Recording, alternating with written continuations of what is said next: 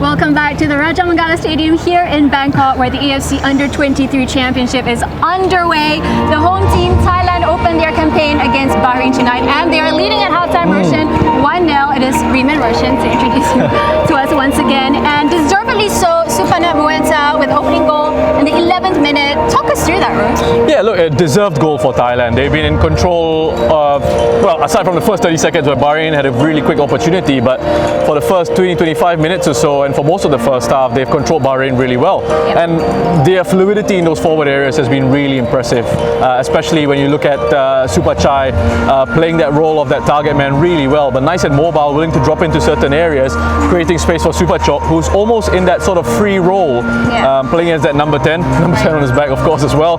But I like how he's dropping into these nice little areas in behind Bahrain's midfield, and also he's got that ability to take advantage of the fact that when Anon pushes into a deeper area, he drags a fullback along with him, and then that gives space for Supachok on the outside of Bahrain's central defender just to run into those spaces. It's happened down the right hand side, it's happened down the left hand side, and that's one of the reasons why Thailand have controlled the game in those attacking areas really well. That front four is looking very lively. There's good movement. The off the ball movement from Thailand in terms of their overall play is excellent. There's nice rotations of positions. When Anon drops in, you see Thailand's fullback get forward to provide that width for them. And I think, especially in central midfield as well, Kritsada and Sorowit are doing a very solid job. The distances between themselves, when Thailand about 25 minutes or so started to just drop off a little bit, tried to defend a little bit deeper. You expect that in games. You expect the tempo to drop and to vary here and there. They started to make it nice and compact in those areas, close those positions really well, and just made Bahrain look very static. They don't look like a side that I picked up in the build-up to this game. They don't look like a team that's very exciting at the moment. They're having issues playing through Thailand, and that zip, that rhythm is just not quite there at the moment from this Bahrain side. Right. Going back to Supanat Muenta for a little bit, how impressed are you by his performance today? Knowing the fact that he just came back from injury that he picked up at the SEA Games. Yeah, that's right. I've been very impressed. I mean, this kid, still a kid, but he's playing with such maturity. I love the way he took his goal. Such composure in there.